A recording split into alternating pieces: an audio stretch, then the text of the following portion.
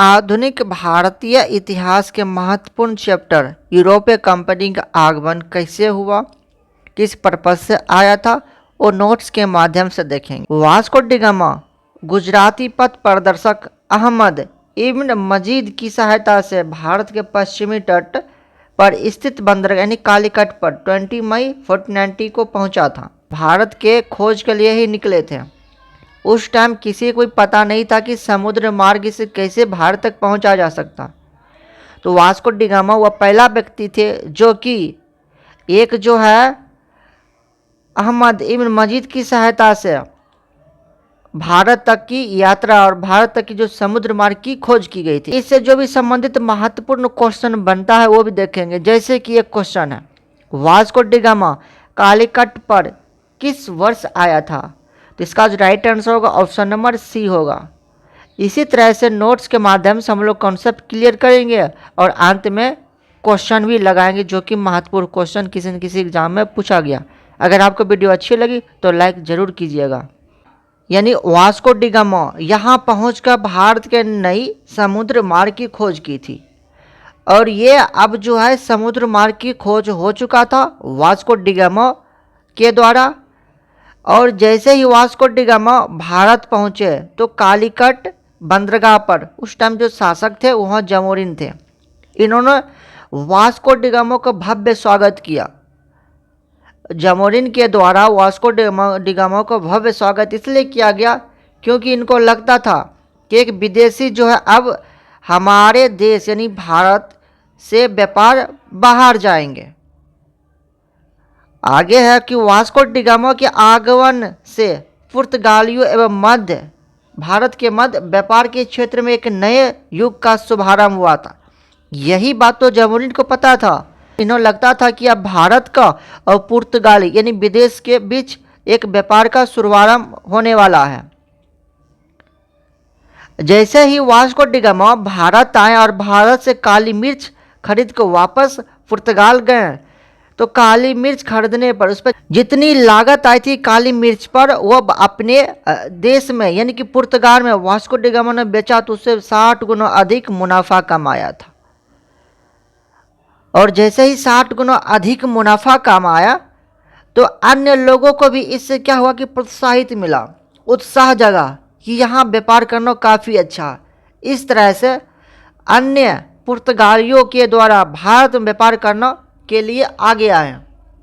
जब अधिक लोग भारत में व्यापार करने के लिए कूच किए तो पुर्तगाली ने एक अपना जो है वायसराय को नियुक्त किए थे ताकि इस व्यापार के ऊपर ध्यान दे सके और इस व्यापार से जो रेवेन्यू या कर आएगा उसको कलेक्ट कर सके।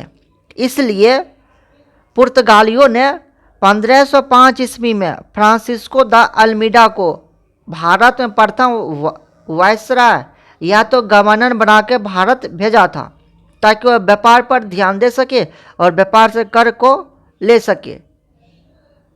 व्यापारिक हितों के परिप्रेक्ष्य में हिंद महासागर में प्रभुत्व स्थापित करने के लिए अल्मीडा ने ब्लू वाटर पॉलिसी अर्थात शांति जल नीति की प्रतिपादन किया था।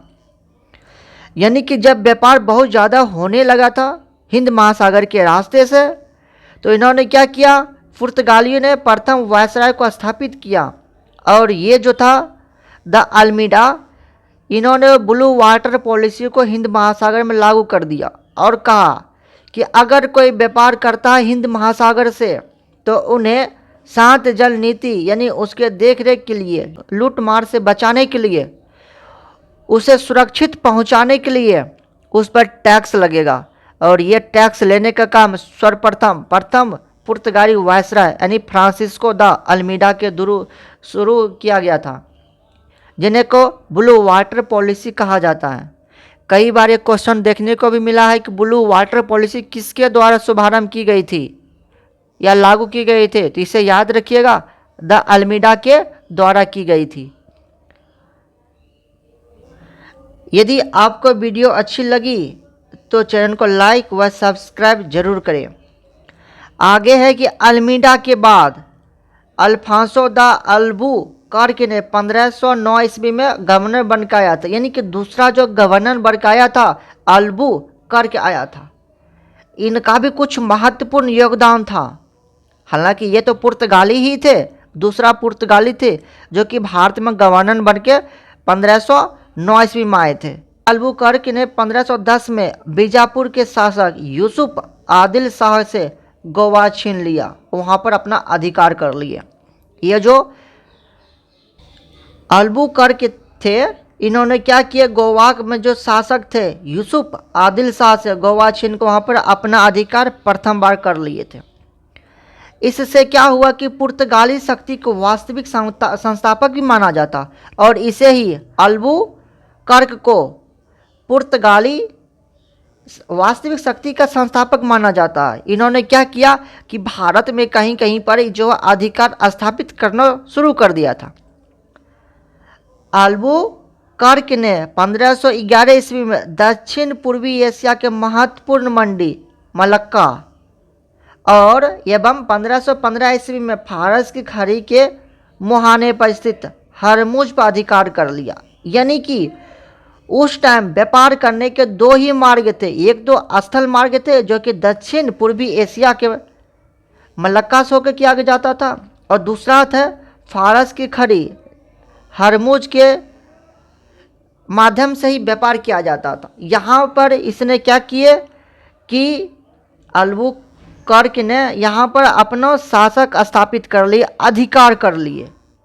अब जो भी इसके माध्यम से, इस रास्ते के माध्यम से व्यापार करना चाहते थे, चाहे वो मलक्का हो या हरमुज की खाड़ी हो, अगर इस माध्यम से कोई व्यापार करना चाहते थे तो यहाँ पर ये टैक्स ज़्यादा से ज़्यादा टैक्स लेते थे और इस तरह से टैक्स के कलेक्शन करना स्टार्ट कर दिए थे।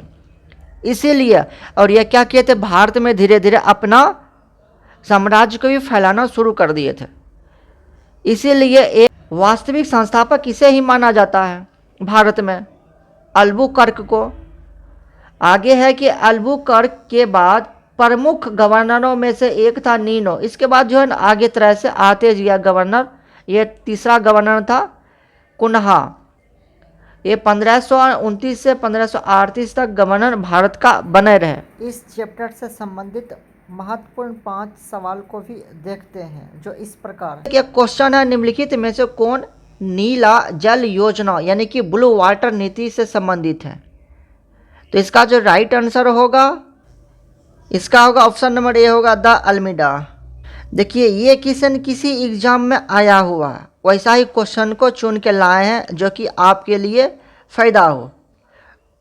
तो ये देखिए उत्तराखंड पीसीएस एग्जाम 2016 में हुआ था, उससे इस संबंधित एक क्वेश्चन था। नेक्स्ट क्वेश्चन नंबर 2 देखते हैं। मध्यकाल में सर्वप्रथम भारत से व्यापार संबंधित स्थापित करने वाले प्रथम कौन थे?